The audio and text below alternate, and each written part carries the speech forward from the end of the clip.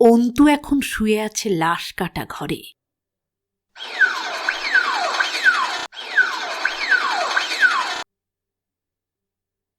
এই একটু আগেই একটা ধূসর রং মর্গের গাড়ি চেপে এলো অন্তু।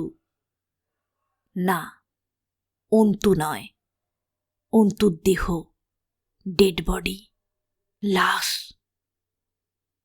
জল থেকে তোলা। শেষ পর্যন্ত অন্তু আত্মহত্যাই করল। ঘটনার পূর্বাভাস পেয়েছিলাম কাল রাত্রে 10:30 নাগাদ। অফিসের ইয়ার এন্ডিং বলে ইদানিং রজত দেরি করে বাড়ি ফিরছে। সবে পাজামা পাঞ্জাবি পরে টিভির পর্দায় চোখ রেখেছিল।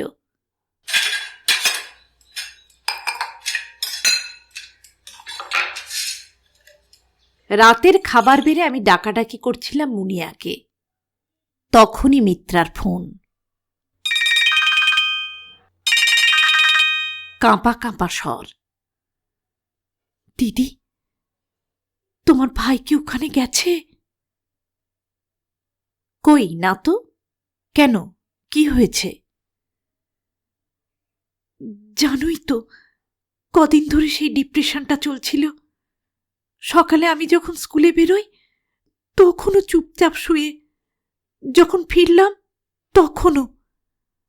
হঠাৎ সন্ধেবেলা পাঞ্জাবি চড়িয়ে কোথায় যে বেরিয়ে গেল। দাদার ওখানে যাইনি, খোঁজ নিয়েছিস? নিয়েছি। আশেপাশে কোথাও নেই? কোনো বন্ধু বান্ধবদের বাড়ি? এই তো সর্বত্র খুঁজে এলাম। পার্থদের বাড়ি, ঝন্টুদের বাড়ি। একটুক্ষণ অনন্ত নৈশব্দ। তারপর আবার স্বর ফুটল মিত্রার। আর কোথায় যেতে পারে বলতো? আমার যেন কেমন কেমন ঠেকছে। খটকাটা লেগেছে আমারও। ডিপ্রেশনের রোগটা অন্তুর নতুন কিছু নয়, সেই স্কুল কলেজে পড়ার সময় থেকে চলছে। হঠাৎই আসে, 7-10 দিন থাকে, তারপর নিজে থেকেই চলে যায়। এই সময়টা ও একটু খেয়ালি আচরণ করে বটে। চুপচাপ শুয়ে থাকে, কারুর সঙ্গে কথা বলে না। দিনরাত কড়িকাঠ গুনছে তো গুনছেই। খাবার হয়তো সারাদিন ঢাকা পড়ে রইল, খেলই না। অফিস টফিস যাওয়ার তো কোনো প্রশ্নই নেই। এমনকি ওই একটা ফুটফুটে ছেলে কি সুন্দর টকর টকর কথা বলতে শিখেছে, তার দিকে পর্যন্ত ফিরে তাকায় না। কিন্তু তার পক্ষে কাউকে না জানিয়ে এত রাত অবধি বাড়ির বাইরে থাকাটা একটু বিচিত্রই। সত্যি কথা বলতে কি, এ সময় নিজের ঘর থেকেও এক পাও বেরোয় না। তবু উৎকণ্ঠা গোপন রেখে বললাম, মিছিমিছি উতলা হচ্ছিস কেন? হয়তো কোথাও আটকে গেছে, এক্ষুনি ফিরে আসবে। ওর অফিসের বন্ধুদের ফোন করেছিলি? সব করা হয়ে গেছে গো, কোথাও নেই। ঝগড়াঝাটি, কথা কাটাকাটি কিছু হয়েছিল নাকি? না দিদি, বিশ্বাস করো, আমার সঙ্গে সকাল থেকে কোনো কথাই হয়নি। ঠিক আছে, দেখছি। চোখ গোল গোল করে ননদ ভাতের বাক্যালাপ শুনছিল রজত। চ্যাটার্ড MBA করা কোম্পানির এক্সিকিউটিভ, তীক্ষ্ণ বুদ্ধি মানুষ, সঙ্গে সঙ্গে হিসেব শুরু করে দিয়েছে। বছর 8 ছোট শ্যালককে সে ভালোবাসে বেশ, স্পষ্টতই বিচলিত দেখাচ্ছে তাকে। কপাল কুঁচকে বলল, কেসটা কিন্তু আমার ভালো ঠেকছে না। হ্যাঁ, চলো খেয়ে নি, মনে হচ্ছে বেরোতে হবে। রজতের অনুমানই ঠিক। খাওয়া শেষ হতে না হতেই দাদার ফোন এসে গেল। জরুরি তলব, এক্ষুনি চলে আয়। প্রস্তুত হতে 5 মিনিটের বেশি সময় নিইনি আমরা। মুনিয়ার এখন শিয়রে সমন। হায়ার সেকেন্ডারি পরীক্ষা মাত্র 25 দিন বাকি।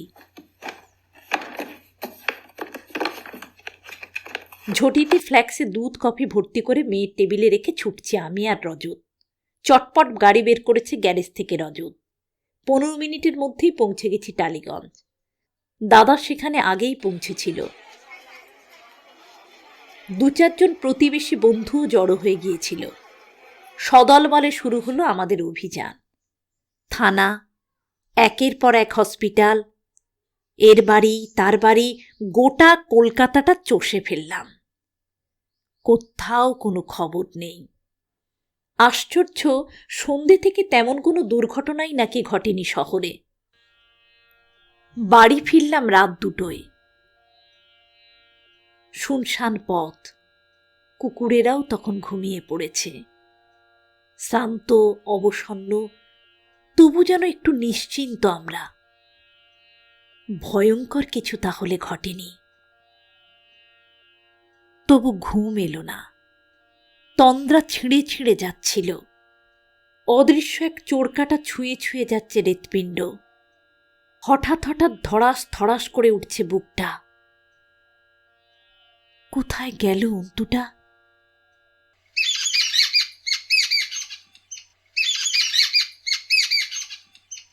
প্রভাত সবসময় শুভ হয় না। সকালেই থানা দুঃসংবাদটা পৌঁছে দিল। লেকের জলে ভেসে উঠেছে অন্তু, ভাসছে।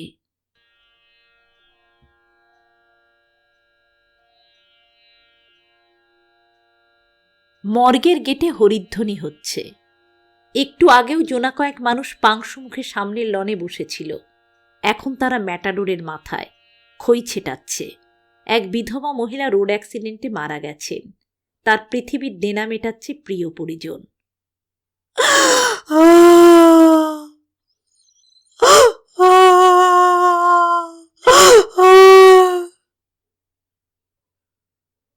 একটি কিশোর হাউমাউ করে কেঁদে উঠল। মর্গের নিস্তব্ধতা ভেঙে খান খান। মৃত্যুর এত উচ্চকিত রূপ আমার ভালো লাগে না। মুখ ফিরিয়ে নিলাম। নতুন লাশ কাটা বাড়িটার পিছনে অনেকটা ন্যাড়া জমি। রুখা সুখা মাটিকে ঝলসাচ্ছে ফাগুনের চড়া রোদ। নিষ্করুণ তাপ পুড়ছে পৃথিবী।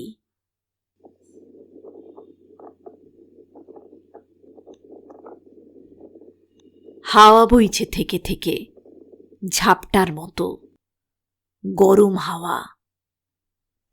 এখনকার হিমায়িত সবগার থেকে তেমন উৎকট গন্ধ বেরোয় না। তবু গন্ধটা আছে, চাপা। এত চাপা যে তাকে বাতাসের স্বাভাবিক গন্ধ বলে মনে হয়। অজান্তেই পেটটা মোচড় দিয়ে উঠল আমার।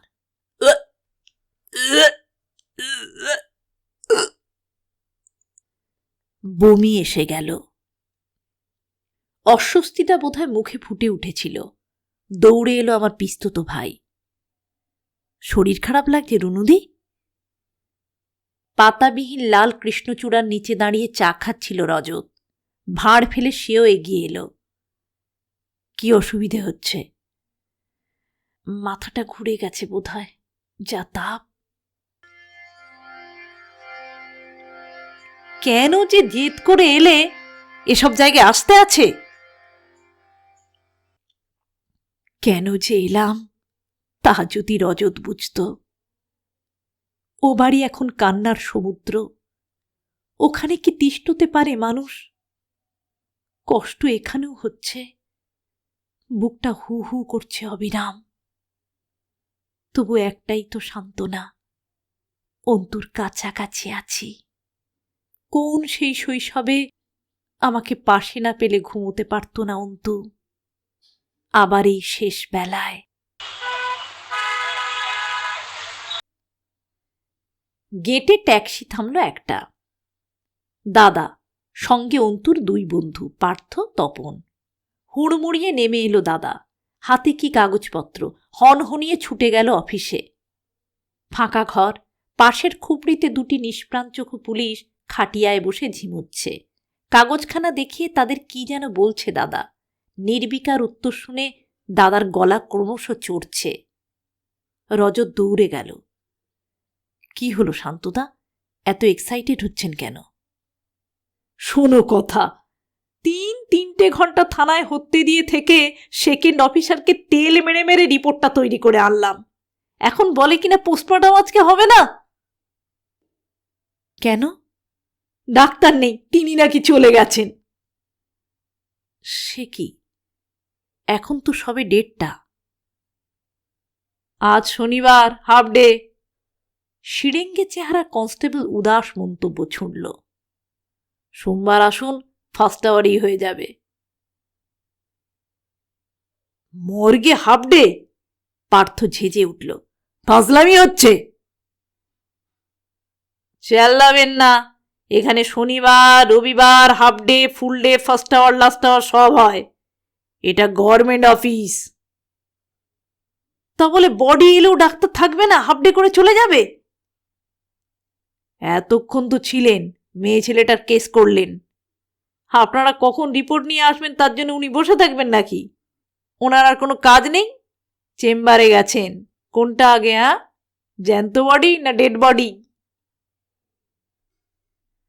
অন্য পুলিশটা হাই তুলল। এখানে পার বডি 300, চেম্বারে কামাই অনেক বেশি, কি বুঝলেন? দাদা হতবুদ্ধি হয়ে দাঁড়িয়ে। রজত পোড়খা আলো। অফিসের 1000টা ঝগড়া ঝঞ্ঝাট তাকে মেটাতে হয়। হাল ধরতে এগোলো সে। ঘনিষ্ঠজনের ভঙ্গিতে বলল, কিছু করা যায় না ভাই? 2 দিন ধরে বডিটা পড়ে পড়ে পচবে। পচবে কেন? এটা তো ঠান্ডা ঘর। কোথায় আছেন ডাক্তার? রজত সিগারেটের প্যাকেট বাড়িয়ে দিল। তাকে কি কল দেয়া যায় না? বখেরাজ, ডাক্তারবাবু এখন কোন চেম্বারে দেখতে হবে, নাগের বাজার না ঘুষুরি না গড়িয়া? সিগারেট ধরিয়েছে পুলিশটা, জোরে জোরে টান দিচ্ছে। দাও বুঝে ডাক্তারবাবু হয়তো মোটা কোপও মারতে পারেন। সে হবে খুন, দেখুন না ভাই। রজত পুলিশটার কাঁধে হাত রাখল। পুষিয়ে দেব। লাভ হবে না, এমনিতেও আজ বডি পাচ্ছেন না। কেন? জাত চলে। থানা কিছু বলেনি? লোকাল কাউন্সিলর বা গেজেটেড অফিসারকে দিয়ে করিয়ে আনতে হবে। মানে আপনি যে লাশের কেউ, আপনাকে যে লাশটা ছাড়া যায়, গভর্নমেন্ট রুল। গভীর শ্রদ্ধার সঙ্গে গভর্নমেন্ট কথাটা উচ্চারণ করল লোকটা, যেন কথাটা ঈশ্বরের কোনো সমার্থক শব্দ, যেন তার নিয়ম অলঙ্ঘনীয়। হতাশ মুখে ট্যাক্সিতে উঠছে একে একে। হঠাৎ পিছু ডাক, চলে যাচ্ছেন বাবুরা, লাশ যে আপনাদের পড়ে রইল। চমকে তাকালাম সবাই। সবাগারের অন্দর থেকে বেরিয়ে আসা লোকটা আবার বলল, লাশের দেখভাল করার দরকার নেই। এই বুঝি লাশ ঘরের ডুম। দড়ির মতো পাকানো চেহারা। বয়স 35ও হতে পারে, 65ও হতে পারে। দুটো চোখ টকটকে লাল। চোখ দেখলেই যেন মৃত্যুর স্বরূপ চেনা যায়। লোকটার মুখে ভক ভক দিশি মদের গন্ধ। লাশ কিন্তু আরাম চায় বাবু। দুটো বড় পাত্তি ফেলে যান, বেশি ঠান্ডা দিয়ে দেব। পচবে না, গলবে না। সোমবার যখন আসবেন তাজা ফুলটি। অসহায় মুখে মানিব্যাগ বের করেছে দাদা। বুকটা আমার টনটন করছিল। কর্পোরেশন অফিসে ট্রেড লাইসেন্স বার করার সময় একটা লোক ঘুষ চেয়েছিল। অন্তু তার কলার চেপে ধরেছিল। আজ ঘুষ দিয়ে শীতল আরাম খুঁজছে অন্তুর লাশ। মৃত্যুই তো যথেষ্ট শীতল, আর কত শীতলতা চাই?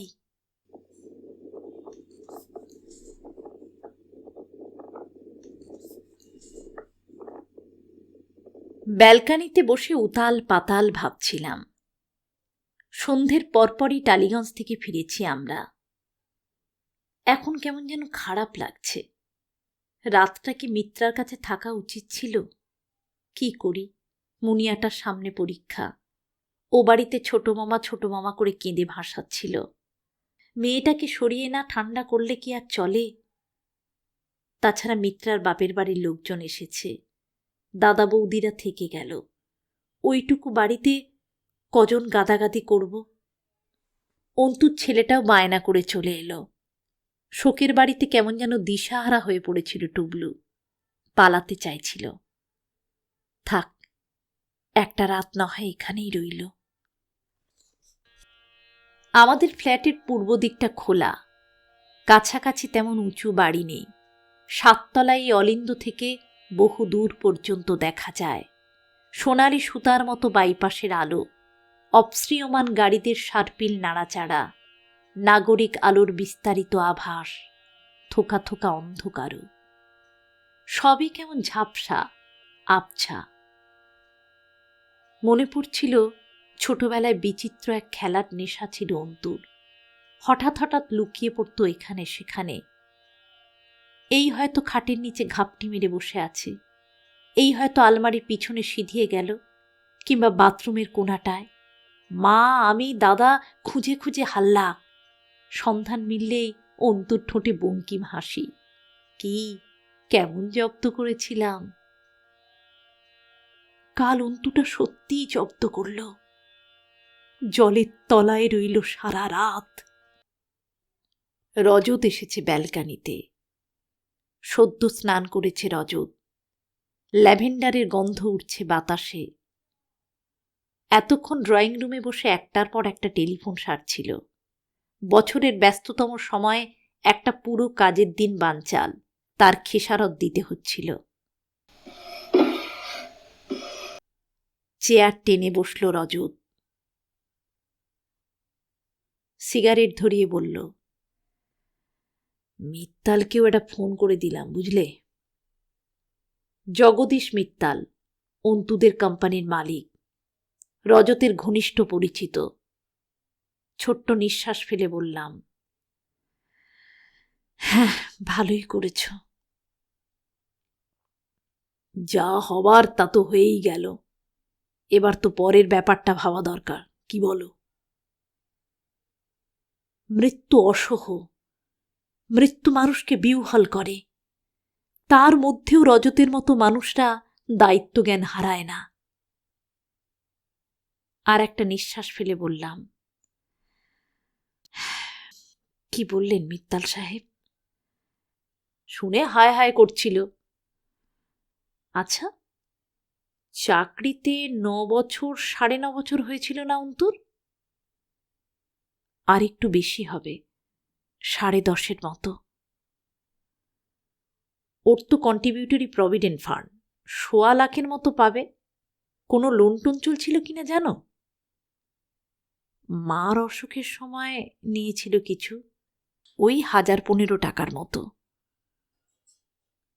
সে তো 3 বছর আগের কথা, একদিনে নিশ্চয়ই শোধ হয়ে গেছে। তারপর ধরো গ্যাচুইটি পাবে 1,20,000, এটসেট্রা এটসেট্রা মিলিয়ে 1.5 লাখ টাকা হয়ে যাবে। অর্থাৎ ফিক্সড করলে মাসে 1,500 টাকা। মিত্রা স্কুল থেকে কত পায় কি জানি, বলতে পারবো না। একে প্রাইভেট স্কুল, তার উপর নার্সারির টিচার, 2,000-এর বেশি কখনো না।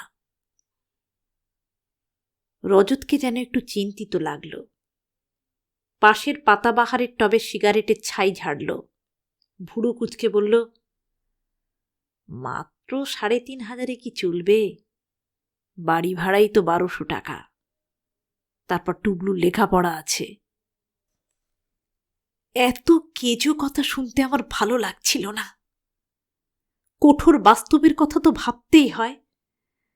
তাহলে এই মুহূর্তে, যখন আমার ভাইটা শুয়ে আছে লাশ কাটা ঘরে। রজত আবার বলল, মিত্রার চাকরির জন্য মিত্তালকে বলে দেখব, hit the iron when it is hit. সিম্প্যাথিটা থাকতে থাকতেই যদি, মিত্রার তো কোয়ালিফিকেশনও আছে, অ্যাকাউন্টসে যদি প্রোভাইড করে দিতে পারে, স্কুলের থেকে ডেফিনেটলি বেটার পে পাবে। আকাশের অনেক উঁচু দিয়ে উড়ে যাচ্ছে একটা এরোপ্লেন। টিপটিপ আলো ভাসতে ভাসতে ক্রমে মিলিয়ে গেল। তবু যেন মৃদু একটা ধ্বনি বাজছে এখনো, কানের পর্দায় টোকা মারছে। ভার গলায় বললাম, অন্তুটা এরকম একটা কাজ কেন করে বসলো বলো তো? রজত থমকে গেল, গ্রিলে চেপে চেপে নেবালো সিগারেট, ছুঁড়ে দিল শূন্যে। একটু চুপ থেকে বলল, কি করে বলবো? আত্মহত্যা করার সময় মানুষ পুরোপুরি ইনোসেন্ট হয়ে যায়। অন্তুও হয়তো। কিন্তু তারও তো একটা কারণ থাকবে। Depression of course. এত ডিপ্রেশন তো অন্তু ছিল না। রুটিন ব্যাপার, একটু মেলানকোলিয়ার মতো, কদিন গুম হয়ে থাকা, ব্যাস। তার জন্য সুইসাইড করবে? এভাবে ডেফিনেটলি কিছু বলা যায় না।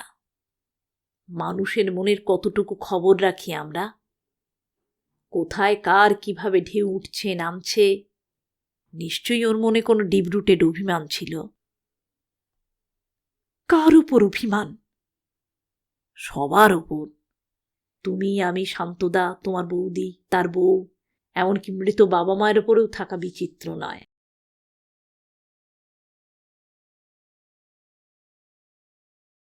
কথাটা টং করে বুকে বাজল। অন্তুর অবসাদ রোগটা প্রথম দেখা দেয় 16 বছর বয়সে। 72 সাল। নকশাল রাজনীতিতে মেতে উঠেছিল আমাদের পাড়ার কয়েকটা ছেলে। অন্তু মোড়ে দাঁড়িয়ে তাদের সঙ্গে গল্প করছিল। দুম করে পুলিশ সবকটাকে তুলে নিয়ে গেল। খবর পেয়ে বাবা যখন থানা থেকে ছাড়িয়ে আনলো, তখন অন্তুর সে কি রাগ! তুমি আমায় মুজলেখা দিয়ে ছাড়িয়ে আনলে কেন বাবা?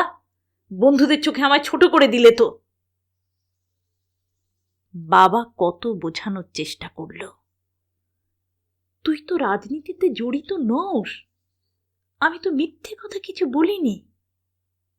কে শোনে কার কথা? আমার বন্ধুরাও তো কোনো অন্যায় করেনি। পুলিশ যদি তাদের নিয়ে গিয়ে বিনা বিচারে আটকে রাখে, মারধর করে, আমাকেও না হয় করত। তুমি কেন অযথা উপযাচক হয়ে আমাকে? শেষমেশ বেজায় চটে গিয়েছিল বাবা। খুব বকাবকি করেছিল অন্তুকে। সেই প্রথমবার। কি এমন অযৌক্তিক কথা বলেছিল বাবা? বাবা তো অন্তুর ভালোই চেয়েছিল। অন্তুটা চিরকাল ওরকমই, অদ্ভুত, খ্যাপাটে, অবুঝ। মনে আছে তখন অন্তু আরো ছোট, 10-11 বছরের। হঠাৎ একদিন কোত্থেকে একটা রাস্তার ছেলেকে ধরে নিয়ে এলো। কি না ছেলেটা গরিব, খেতে পায় না, আজ থেকে আমাদের বাড়িতে থাকবে, পড়াশোনা করবে। মা ঝামেলায় যায়নি, টুক করে মাসির বাড়ি পাচার করে দিয়েছিল ছেলেটাকে। কাজকর্ম করবে, খাবে। জানতে পেরে অন্তুর সে কি চোটপাট! তোমার ছেলেকে যদি এমনভাবে কেউ পাচার করে দেয়, তোমার কেমন লাগবে? ছেলেটা অবশ্য মাসির বাড়িতে 1 মাসও টেকেনি। ঘড়ি টড়ি কি সব চুরি করে ধা। ওই ছেলেকে বাড়িতে ঢুকতে না দিয়ে মা কি কোনো অন্যায় করেছিল? অসহিষ্ণুভাবে বলে উঠলাম, আমরা তো কেউ কখনো অন্তুর খারাপ চাইনি।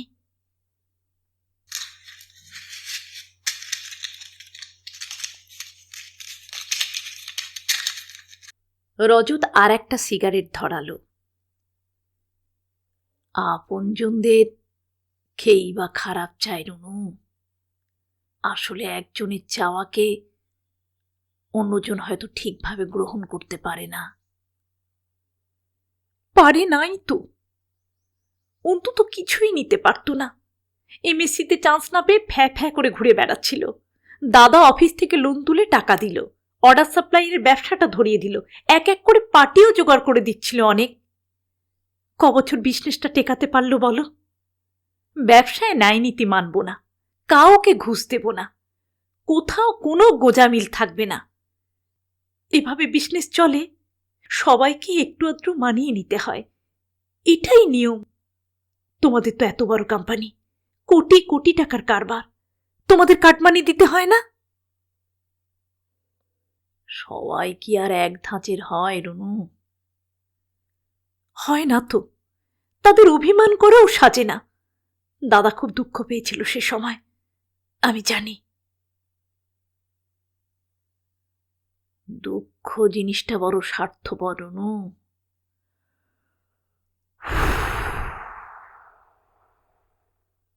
রজত ধোঁয়া ছাড়ল, কালচে অন্ধকারে দুলছে ধোঁয়া, কেঁপে কেঁপে উঠছে। সেদিকে একটুখানি তাকিয়ে ভারী গলায় বলল, ডোন্ট মাইন্ড। তোমার দাদা যখন তোমার বৌদির উস্কানিতে আলাদা ডেরা বাঁধল, অন্তু সফট হয়নি। বৌদিকে দোষ দিচ্ছ কেন? দাদাদের ও বাড়িতে কুলোচ্ছিল না, ওই টুকুটুকু আড়াইটে ঘর, ওদের সংসার বড় হচ্ছে। তাছাড়া দাদা তো কখনো বাবা মায়ের দায়িত্ব অস্বীকার করেনি। যতদিন তারা বেঁচে ছিল নিয়মিত টাকা পাঠিয়েছে। ব্যাস, ওতেই অন্তুর দুঃখ উবে যাবে। অন্তু যে একটু অন্যরকম ছিল তা কি অস্বীকার করতে পারো? রজত সামান্য দুর্মনস্ক। জানো, আমাদের অফিসে এলেই অন্তু অদ্ভুত একটা প্রশ্ন আমাকে করত। বলতো, আচ্ছা রজতদা, এই যে আপনি স্যুট টাই পরে বসে আছেন, আপনার কি মনে হয় না আপনি একজন ভুল মানুষ, ভুল জায়গায় বসে ভুল কাজ করে চলেছেন? আপনার এই মুহূর্তে অন্য কোথাও, অন্য জায়গায় থাকা উচিত ছিল। আমি বলতাম, না, এরকম মনে হবে কেন? ও কি বলতো জানো, আমার কিন্তু ভীষণ মনে হয়। অজান্তেই আমার মুখটা হাঁ হয়ে গেল। বুঝতে পারলাম না। আমিও বুঝিনি, শুধু বুঝতাম চাকরিটা ওকে কষ্ট দিচ্ছে। চুপ করে গেলাম।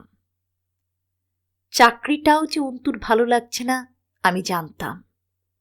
দাদা একা একা কতদিন বোঝা টানবে? দাদারা ও বাড়ি ছাড়ার পরই আমি রজতকে ধরে বলে অন্তুর চাকরিটার ব্যবস্থা করেছিলাম। বড় কিছু নয়, মিত্তালদের কারখানায় স্টোর কিপারের চাকরি। কিন্তু ওই যে পণ, চুরি করব না, চুরি করতে দেব না, ইউনিয়নের লোকেরাও অখুশি, অফিসাররা তো দু চক্ষে দেখতে পারত না। অন্তুরও মনোকষ্ট, যুক্তিহীন দুঃখ বিলাস। কে তার উপরে বিশ্বভুবনের ভার দিয়েছে? একটু চোখ কান বুঝে থাকতে পারলেই তো সব ল্যাঠা চুকে যায়, তা নয়। মাঝে মধ্যে অফিস যাচ্ছে না, বাড়িতে গুম হয়ে শুয়ে থাকে, কোনো মাসেই পুরো মাইনে পায় না। একসময় মিত্তল তো বেশ বিরক্ত হয়েছিল, প্রতি রাত্রেই রজতকে ফোন করত। তখন আমি গিয়ে বুঝিয়েছি, রজত বুঝিয়েছে, বলেছে আমাদের সম্মানটা নষ্ট করিস না। দেখেছি তো, মা তখন কত বাবা বাছা করে ছেলেকে অফিসে পাঠাতো। এত অনিয়মিত, এত মেজাজ, এত জেদ, বলতে নেই রজতের জন্যই চাকরিটা টিকেছিল। ভেবেছিলাম বিয়ে থা দিলে, ঘাড়ে জোয়াল চাপলে সব ঠিক হয়ে যাবে। হলো উল্টোটা। টুবলো হওয়ার পরই মিত্রাকেই মরিয়া হয়ে স্কুলের চাকরিটা জোগাড় করতে হলো। তা এভাবেই তো কেটে যাচ্ছিল, শুধু শুধু মরতে গেল কেন?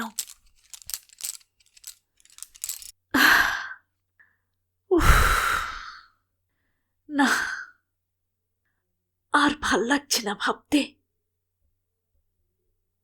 অন্তুটা কেমন সব গোলমাল করে দিল। সুখী পরিতৃপ্ত জীবনের বদলে কেন যে জলের নিচের অন্ধকার বেশি ভালো লাগলো। টুবলু মুনিয়ার ঘরে কলকল করছে। মুনিয়ার বেডরুম ফ্ল্যাটের ওই প্রান্তে, এখান থেকে অনেকটা দূর, তবু মাঝে মাঝে ছিটকে ছিটকে আসছে শব্দ। এখানে এনে ভালোই হয়েছে, মন খারাপ ভাবটা কেটেছে টুবলুর। আহারে, মাত্র তো 5 বছর বয়স, ওইটুকু বাচ্চা, বাবার মৃত্যুর কি বা বোঝে। পায়ে পায়ে মুনিয়ার ঘরে গেলাম। দেখছি টুবলুর কাণ্ড কারখানা। মুনিয়ার ঘরে দেয়ালময় পোস্টার, শচীন, সৌরভ, লিয়েন্ডার, শাহরুখ, সমস্ত সফল মানুষদের ছবি। আশ্চর্য, সব ছেড়ে টুবলু পড়েছে কোণের পোস্টারটা নিয়ে।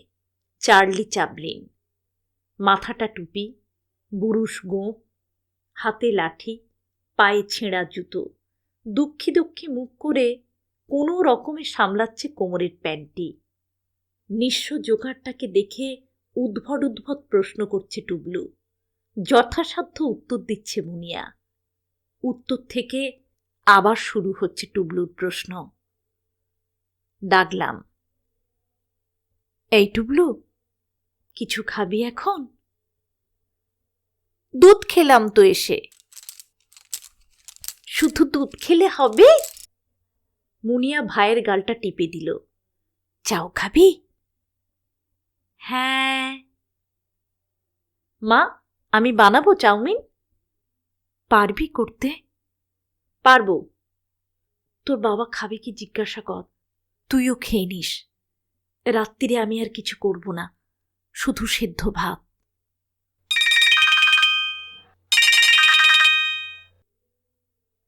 ড্রয়িং রুমে ফোন বাজছিল।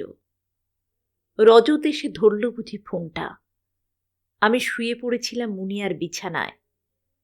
টুবলুর মাথায় হাত বুলাচ্ছি। ছোটবেলায় অন্তুটা বড় আদুরে ছিল। 4 বছরের বড় দিদির সামনে হঠাৎ হঠাৎ মাথা নামিয়ে দাঁড়াতো। এই দিদি, আমার চুলে আরাম করে দে না। এখন আরাম খাচ্ছে তার ছেলে। সে বেমালুম শুয়ে আছে লাশ কাটা ঘরে। দরজায় রজত। শুনছ? চমকে উঠলাম। হ্যাঁ। এদিকে এসো, কথা আছে। মনটা বুঝি কু ডাকল। ধর্মর করে বাইরে গেছি। কি হয়েছে?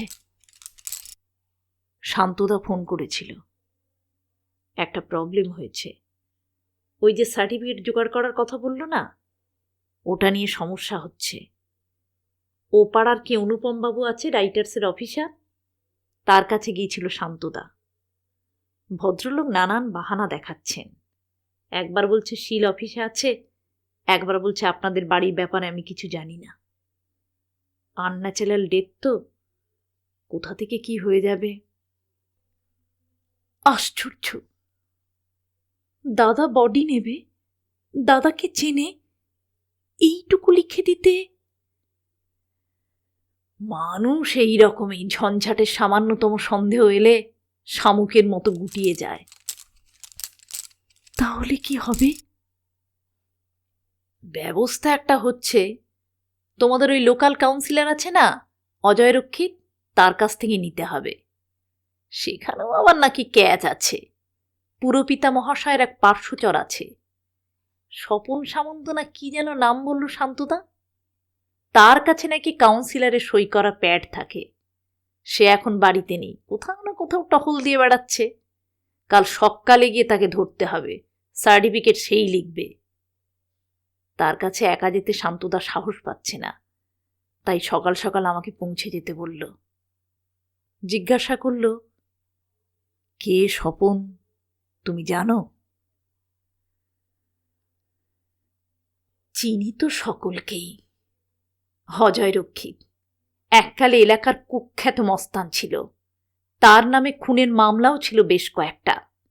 রাজনৈতিক দাদাদের স্নেহের জোরেই হোক কি পেশির দাপটেই হোক, সাক্ষী সাবুদের অভাবে কেস টেকেনি। এখন সে পইতে পড়িয়ে বড় বামুন। আর স্বপন সামন্ত 1 নম্বর ফিরেকবাজ, লোক ঠকিয়ে বিশাল সম্পত্তির মালিক।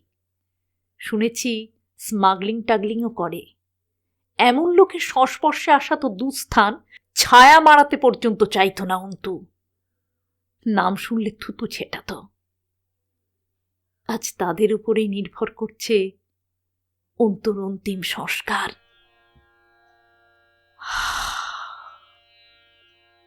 চোখ বুজে ফেললাম।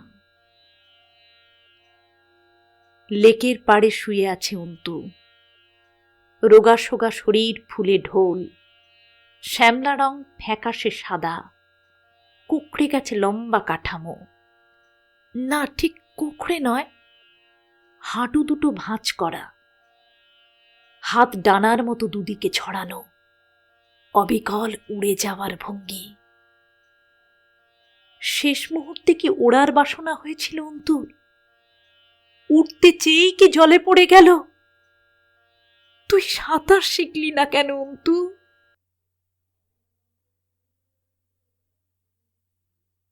মর্গ থেকে বাড়ি, বাড়ি থেকে শ্মশান। অন্তু চলে গেছে অনেকক্ষণ। না, অন্তুর দেহ, ডেড বডি, সব এবার তার পৃথিবী থেকে নিশ্চিহ্ন হয়ে যাওয়ার পালা। আমার আর শ্মশানে যাওয়া হলো না। সাদা চাদরে মোড়া অন্তুকে দেখে হঠাৎ কেমন মাথাটা ঘুরে গেল। জোর করে আমায় শুইয়ে রেখে গেল রজত।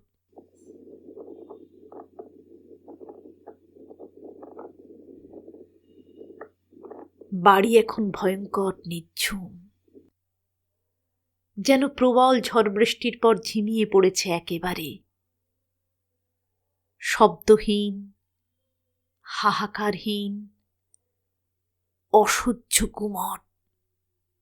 নিঃসাড়ে বনবন করে ঘুরছে পাখা, বাতাস ছাড়াই।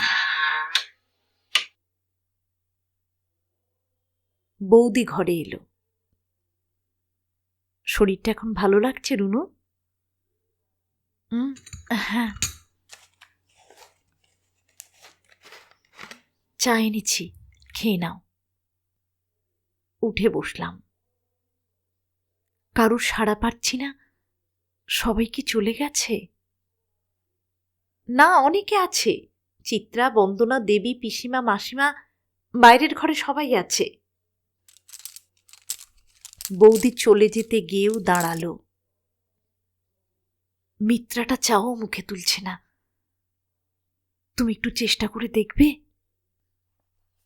অস্বস্তিতে পড়ে গেলাম। ওর বোনেদের বলে দেখো না। কারুর কথা শুনছে না। তোমাকে তো খুব মানে।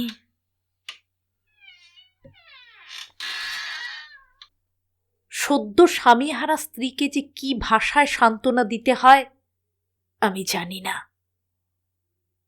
তবু গেলাম। ছোট ঘরের চৌকিতে বসে আছে মিত্রা, হাঁটুতে মুখ গুজে। এ ঘরে একসময় আমরা 3 ভাই বোন পড়াশোনা করতাম। এখন ঘরটা হাবিজাবিতে বোঝাই। মেলানকোলিয়ার সময় এই ঘরটাই অন্তুর আশ্রয়স্থল।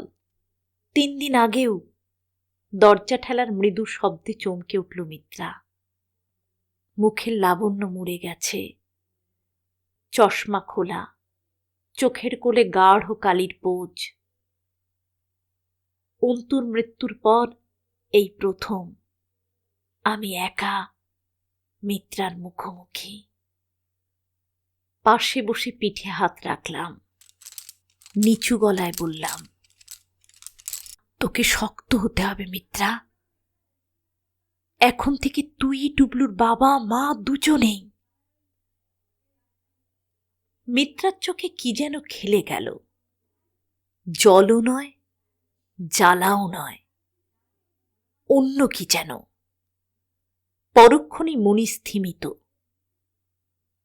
আবার বললাম, একা একা বসে থাকিস না, আয়, ও ঘরে আয়। সবার সঙ্গে থাকলে। কথাটা সম্পূর্ণ করতে পারলাম না।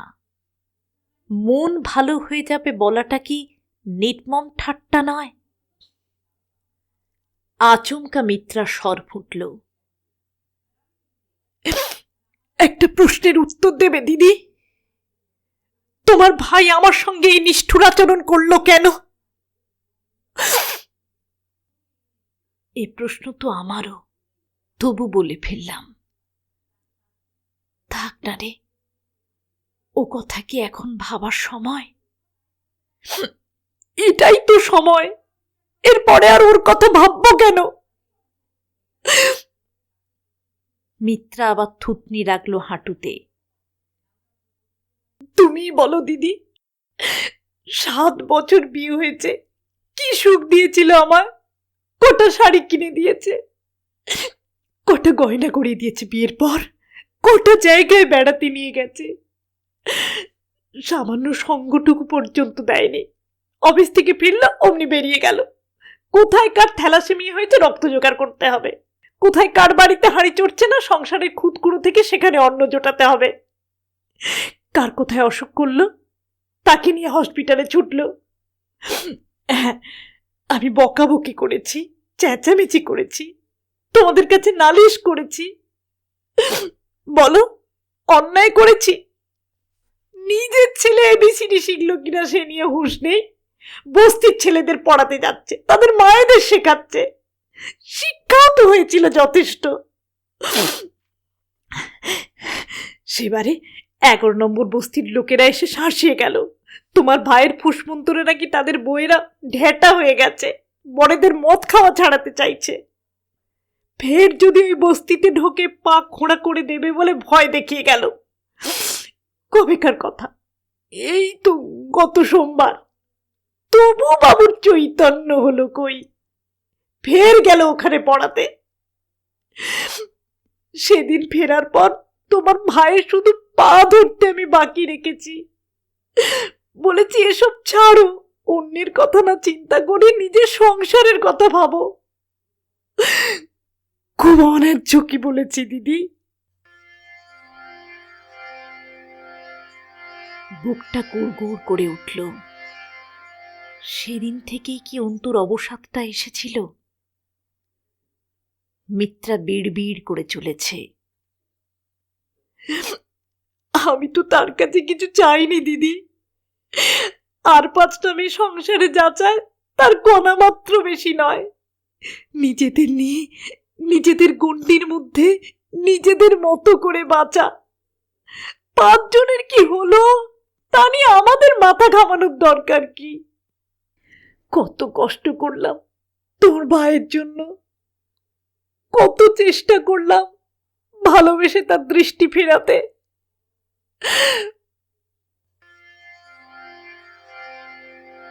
গায়ে কাঁটা দিয়ে উঠল ভালোবাসা। বিকেল গড়িয়ে সন্ধে নামছে।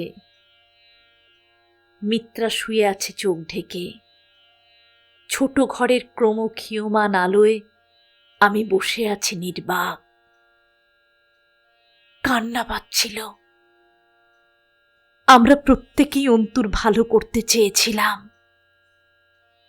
বাবা, মা, আমি, দাদা, মিত্রা, আত্মীয়, বন্ধু সকলেই। তবে আমাদের মতো করে, আমাদের যুক্তি বুদ্ধির নিক্তিতে মেপে। তবু বাঁচানো গেল না অন্তুকে।